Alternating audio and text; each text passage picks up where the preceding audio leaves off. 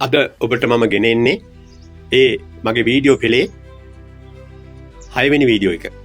මේක සියලු දෙනාම බලන්න. එදා වෙසක් පුර 15ක් පොහොය දිනයක තමයි ලුම්බිනි සල්ලුවේනේදී බෝසත් කුමාරයා උප්පත්තිය ලබන්නේ. මෙන්න මෙතන ඉතා සුවිශේෂ වූ සිදුවීමක් සිද්ධ වුණා.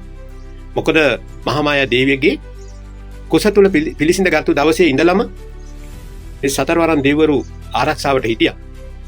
ඒ වගේම එදා දෙදෙව්ලොවට අධිපති සද්දෙවුදුත් වැඩම කළා ලුම්බිනි සල්ලුවේනට. එහෙමනම් මේ ලෝකෙට පහළ වෙනු දවසේම ප්‍රථම අතටපත් වෙන්නේ මේ බෝසත් කුමාරයා දෙදෙව්ලොවට අධිපති සද්දෙවුදු අතට. පිළිවෙලින් සතරවරන් දෙවිවරු අතටපත් වෙනවා. අවසානයේ දෙදෙව්ලොවට අධිපති සද්දෙවුදු මහාමායා දේවියට කියනවා දේවිය පින්කාර පුතෙක් ඔබ හොඳින් බලා ගන්නයි කියලා අතටපත් කරනවා සමගම මහා ආශ්චර්ය දෙයක් සිද්ධ වෙනවා. එහෙමනම් ඔබ දන්නවා දහසක් නින් මලලු චක්‍ර ලක්ෂණ පිහිටලා තිබුණු කුඩා ශ්‍රීපතුල මහා පොළොවට දිගු වෙනවා. මහා පොළොවට දිගු වෙනවා සමගම මේ මහා පොළොවෙන් එක පියුමක් පහළ වුණා. ඒක පියුම් 7ක් දක්වා ඉස්සරහට ගියා. එහෙමනම් මහා සිංහනාදයක් කරගෙනයි එදා ලුම්බිනි සල්ලුවේනේදී බෝසත් කුමාරයා උප්පත්තිය ලැබලා ඉදිරියට ගමන් කෙරේ උතුරු දිශාවට. එහෙමනම් ගාථාව සිහිපත් කරනවා නම් අග්‍රෝ හමස්මි ලෝකස්ස ජෙස්ටෝ හමස්මි ලෝකස්ස ශ්‍රේෂ්ඨෝ හමස්මින් ලෝකස්ස අයමන්ති මා ජාති නති ජාති පුනබ්බව. මේ විදිහට තමයි ගාථාව එදා ප්‍රථම වතාවට ලුම්බිනි සල්ලුවේනේදී මුවින් පිට වුණේ. මම ලොවට අග්‍ර වෙමි, මම ලොවට ජේෂ්ඨ වෙමි, මම ලොවට ශ්‍රේෂ්ඨ වෙමි. මේ මාගේ අන්තිම උපතයි, නැවත ඉපදීමක් මාහට නැත කියන වදන තමයි එදා ලුම්බිනි සල්ලුවේනේදී චූටි බෝසත් කුමාරයාගේ මුවින් පිට වුණේ. මෙන්න මේ සුවිශේෂ සිදුවීම සුද්ධෝදන රජතුමාට දැනුම් දුන්නට පස්සේ විශාල රාජකීය පෙරහැරකින් සුද්ධෝදන රජ මැදුරට ඉදා පෙරහැරකින් මේ සියලු දෙනා ගිහිල්ලා දින 5ක් ගත වුණාට පස්සේ සුද්ධෝදන පිය රජතුමා කල්පනා කළා සුදුසු නමක් ලැබීම, ඒ වගේම දේහයේ ලක්ෂණ වේදය සම්බන්ධව හොයලා බලන්න ඉතාමත්ම දක්ෂ බමුණු 108 දෙනෙක් එදා රජමාලිගාවට සුද්ධෝදන රජතුමා ගෙන්නලා අයට රාජ භෝජන වලින් සංග්‍රහ කරලා මේ බමුණු 108 දෙනාගෙමුත් අති දක්ෂ බමුණු 8 දෙනෙක් සුද්ධෝදන රජතුමා වෙන් කර ගන්නවා. වෙන් කරගෙන මේ අයට තමන්ගේ බෝසත් කුමාරයා පෙන්නලා රජතුමා බොහොම සතුටින් හිටියේ මුළු ಭಾರತේ පුරා ශක්ති රජකමකට හිමිකම් කියන පුත්‍රයෙක් මේ ලෝකෙට පහළ වුණා කියලා. මේ වෙලාවේ කණ්ඩායමේ හිටපු 8 දෙනා තමයි නම් වශයෙන් සඳහන් කරනවා නම් රාම, දද, ලක්ෂණ, මන්ත්‍රී, සුදක්ත, කොණ්ඩඤ්ඤ, බෝජු, සුනාම යන මෙන්න මේ 8 දෙනා තමයි එදා වෙන් කරගත්තු අයගේ නම් පිළිවෙලින්. මේ අයගෙන් රාමගේ කණ්ඩායම 8 දෙනාගේ මුත් රාමගේ කණ්ඩායම සියලු තොරතුරු සොයලා බැලුවා. බලලා මේ අයට යම්කිසි වේදය සම්බන්ධව කියන්න පුළුවන් දක්ෂ බමුණු හැටියට නමක් තියෙනවා. සිද්ධ කළ අභිමතාර්ථ ඇත යන අදහස අනුව සිද්ධාර්ථ නමින් නම තිබුණා එදා. ඊට පසුව මේ රාම ඇතුළු කණ්ඩායම දේහ ලක්ෂණ වේදය සම්බන්ධව සොයලා බලලා ඇඟිලි දෙකක් අහසට ඔසවගෙන ඉන්නවා කාරණා දෙකක් කියන්නේ. සුද්ධෝදන පිය රජතුමා අහනවා රාම ඔබ ඇතුළු කණ්ඩායම මොකද කියන්නේ? අන්න ඒ වෙලාවේ පිරිස පිළිතුරු දෙනවා රජතුමනි මේ පින්වත් කුමාරයෙක් රජකම ලැබුණොත් මේ මුළු ಭಾರತයේ ශක්ති රජෙක් වෙනවා. පැවිදි වුණොත් සම්බුදු වෙනවා කියලා මෙන්න මේ අදහස් දෙක ඉදිරිපත් කරනවා. රජතුමා කැමැත්තක් තිබුණේ නැහැ.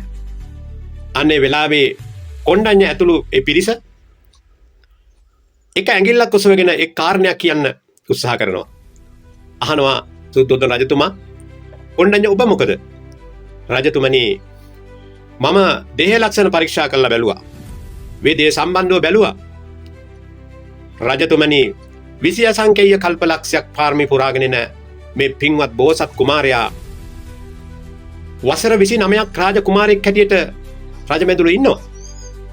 ඉන් පස්සේ මේ සියලු දේ ගැනම කලකිරීමකින් ඒ අභිනිෂ්කරණය කරලා මේ තුන් ලෝකෙට සම්බුදු වෙනවා කියලා එදා නියත වශයෙන් කොණ්ඩඤ්ඤ බමුණා රජතුමාට ඉදිරිපත් කරනවා. රජතුමා කල්පනා කරනවා, මොකද කොණ්ඩඤ්ඤ ඔබ දැකපු දේ ලක්ෂණ විශේෂය? රජතුමනි, 20 අසංකේය කල්ප ලක්ෂයක් පාරමී සම්පූර්ණ කරගෙන ආවත් ඒ කිසිම ආත්මයක බොරුවක් නොකියපු නිසා දේහ ලක්ෂණයක් පිහිටලා තියෙනවා. කොහෙදයි? රජතුමනි, මේ නලල් තලයේ මැද මේ උණ්ඩ රෝම ධාතුවක් දක්ෂිනාවතට කැරකිලා මේ පිහිටලා තියෙනවා. මේක සක්විති රජ කෙනෙකුටත් පිහිටනවා. හැබැයි මේ වර්ණවත් විදියට නෙවෙයි.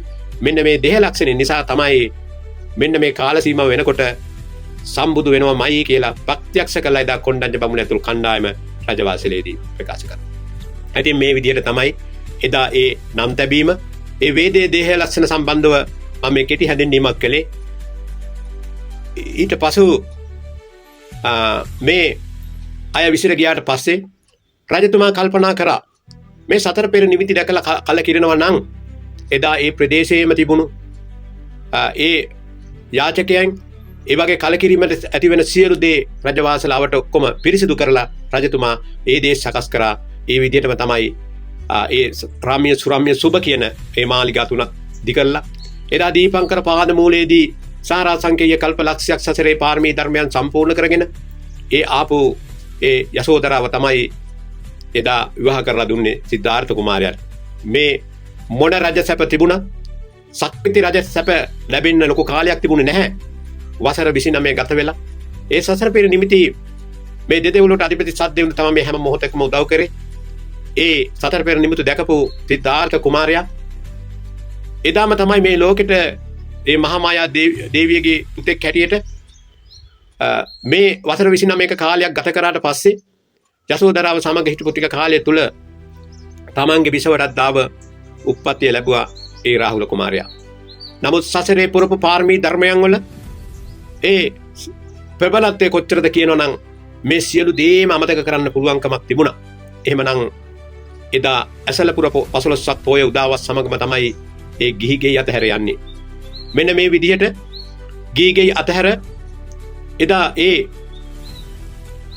අනෝමා නදිය අසලට ගිහිල්ලා කන්තක අසුපිසින් බැසලා එදා කල්පනා කළා, මා විමුක්තියක් කරා යන ගමන මට මේ රාජ සලුපිලි ඇඳගෙන කොහොමද මම යන්නේ කියද්දී අන්න පෙර බුද්ධ ශාසනයක තමන්ගේ හිත මිත්‍ර ඒ ගටිකාර නැමැති කුඹල්කරුවා තමන්ගේ ආත්මේ හිටපු හිතවතෙක් ඒ බුදු කෙනෙකුට ඒ කාස්පක බුද්ධ ශාසනයේ සිව්පස අපපත්තාන කරමින් එදා බ්‍රහ්ම ලෝකේ ගටිකාර බ්‍රහ්ම දෙවියන් හැටියට උප්පත්තියක් ලැබුවා. හැබැයි එදා ඒ අභිනිෂ්කරණය කරපු දවසේ මනුස්ස ලෝකේ කිසිදු කෙනෙක් දන්නේ නැහැ තමන්ගේ හිත මිත්‍ර මේ ලෝකෙට පහළ වුණේ සහජාතු වස්තු හතෙන් එකක් තමයි, එක්කෙනෙක් තමයි චන්න ඇමති. යන සෑම තැනකම චන්නට කියලා තමයි යන්නේ. නමුත් චන්න ඇමතිතුමාවත් දන්නේ නැහැ සිද්ධාර්ථ කුමාරයා මේ කොහෙද යන්නේ කියලා. එහෙමනම් මේ දෙව්ලොව බඹලොව සියලුම දෙනා මේ අහසේ සාදුකාර දීගෙන හිටියා. අන්න සිද්ධාර්ථ කුමාරයා මේ දෙව් මිනිස් ලෝකයා සතර දුකින් එතර කරන්න විමුක්තියක් සොයාගෙන යනවා කියලා සාදුකාරගෙන දීන හිටපු අවස්ථාවක් මේ ගටිකාර බ්‍රහ්ම දෙවියන් බැලුවා. මම ප්‍රථම සිවුරු පිරිකඩ ටික පූජා කරන්න ඕනේ කියලා ගටිකාර බ්‍රහ්ම දෙවියන් එදා ඒ අනෝමා නදිය අසලට වැඩම කරලා එදා මේ සිවුරු පිරිකඩ පූජා කරනවා. මෙන්න මේ සිවුරු පිරිකඩ දරාගෙන තමන්ගේ සලු ටික අදිස්ථාන කරනවා, මා විමුක්තිය කරා යන ගමන මට සාර්ථක වේ නම් මේ සලු බිමට නොවටේවා කියලා අදිස්ථාන කරලා අහසට විසි කරනවා. සමගම ගව්වක් අහසේ උඩට ගිහිල්ලා රැඳෙනවා. එහෙනම් එදා ගටිකාර බ්‍රහ්ම දෙවියන් රං කරඬුවක් මතට මේ සලු පිළි අරගෙන ගිහිල්ලා බ්‍රහ්ම ලෝකේ සලු මිනිසෑය ඉදි කරනවා. එහෙනම් බෝසත් කෙනෙක් වෙන්නත් කලියෙන් තමයි ඒ සෑ වන්දනාව කෙරෙන්නේ බඹලොව. ඉන් පස්සේ තමන්ගේ මංගල කඩුව අරගෙන ඒ කෙස් වැටිය කපලා අදිස්ථානයක් කරනවා. මා විමුක්තිය කරා යන ගමන මට සාර්ථක වේ නම් මේ කෙස් බිමට නොවටේවා. අන්නේ වෙලාවේ දෙදෙව්ලොවට අධිපති සද්දෙවිඳුන් මේ කෙස් රං කරඬුවක් මතට රැගෙන දෙව්ලොව සිළුමිණිසෑය ඉදි කරනවා. ඉතින් මේ විදිහට තමයි මේ අනෝමා නදිය අසලදී මේ සිද්ධිය සිද්ධ වෙන්නේ. එහෙමනම් රාජ ආභරණ ටික දන්නට දීලා එදා ඒ අනෝමා නදිය තරණය කරලා මේ යන්නේ වසර 6ක කාලයක් දුෂ්කර ක්‍රියා කරන්න. මෙන්න මේ වෙලාවේ එදා ඒ කඳු මුදුනකට අපේ සිද්ධාර්ථ බෝධිසත්වයෝ දැන් වැඩම කළේ වසර 6ක කාලයක් තිස්සේ දුෂ්කර ක්‍රියා කරන්න. මේ කාලය තුල ඊ타ත්ම දුෂ්කර ජීවිතයක් ගත කළේ උදව් උපකාරයට පස්සක මහණුන් ඉදිරිපත් වෙනවා. මම මේ අයගේ ජීවිත කතාවත් ඉදිරි වීඩියෝ වලදී පැහැදිලි කරනවා. මෙන්න මේ අය තමයි අපේ සිද්ධාර්ථ බෝධිසත්වයන්ට උදව් කළේ. ඒ විදිහට දුෂ්කර ක්‍රියා කරගෙන ඉන්න ගමන් උන්වහන්සේට ඒ ආහාර ගැනීමට අවශ්‍යතාවය වෙලා ඒ ළඟම තිබුණු සේනානි ගමකට වැඩම කළා. වැඩම කරාට පස්සේ මේ ආහාර ගැනීමෙන් කවදාකවත් සම්බුදු වෙන්නේ නැහැ කියලා අන්නේ තුල ඇතිවෙච්ච සිත් වේදනාවකින් තමයි පස්සක මහණුත් අපේ සිද්ධාර්ථ බෝධිසත්වයෝ දාලා යන්න ගියා. ඉතින් මේ විදිහට උදව් උපකාරයට කිසි කෙනෙක් හිටියේ නැහැ. වසර 6කට පස්සේ ගත වීගෙන ආවා. අන්නේ වෙලාවේ උන්වහන්සේට දැනුණා ධම්මා මෙතනින් වැඩම කරන්න ඕනේ කියලා යන ගමන් තමයි ඒකාසංකේය කල්ප ලක්ෂයක් පාරමී පුරාගෙන බුදු වෙන්න ඉන්න බෝධිසත්වයෙකුට කිරිහාර පිළිගන්නන්න සුජාතාව ඒ අජපාල නුකරුක මුලදී මේ කිරිහාර ටික පූජා කරනවා. මෙතනත් ඊ타ත්ම ලක්ෂණ ප්‍රදේශයක්. ඒ අජපාල නුකරුකම හරි දර්ශනීය විදිහට ප්‍රදේශයේ තිබුණා. නමුත් මේ හොයාගෙන යන්නේ මේ ලෝකෙට පහළ වුණු ඒ සාජාතු වස්තු හතෙන් තවත් එකක්. මේ විදිහට යද්දී දැන් ඒ රංජනා නදියේ ඒ සුදු වැලි තල අතරින් අපේ බෝධිසත්වෝ ගමන් කරද්දී තමයි ඔය සොත්තිය බමුණමුණ ගැහෙන්නේ. ඉතින් ඒ බැලුවා මහා චේතස තියෙන කෙනෙක්. මෙයා නම් මං ජීවිතේට කවදාකවත් දැකලා නැහැ. කොහොමත් බණ භාවනා කරන කෙනෙක් වෙන්නේ නැති සම්බුදු වෙන කෙනෙක් කියන්නේ එහෙම දැනගෙන හිටියේ නැහැ. අන්න ඒ වෙලාවේ අතේ තිබුණු කුසතන මිටියට පූජා කරනවා. මේ කුසතන මිටියටත් රැගෙන දැන් යන්නේ මේ ලෝකෙට පහළ වෙච්ච සාජාතු වස්තු හතෙන් එකක් හොයාගෙන. එහෙමනම් ඒ විජයශ්‍රී ජයශ්‍රීමා බෝධි ළඟ. ඉතින් මේ ආකාරයට තමයි එදා එතෙන්ට වැඩම කළේ.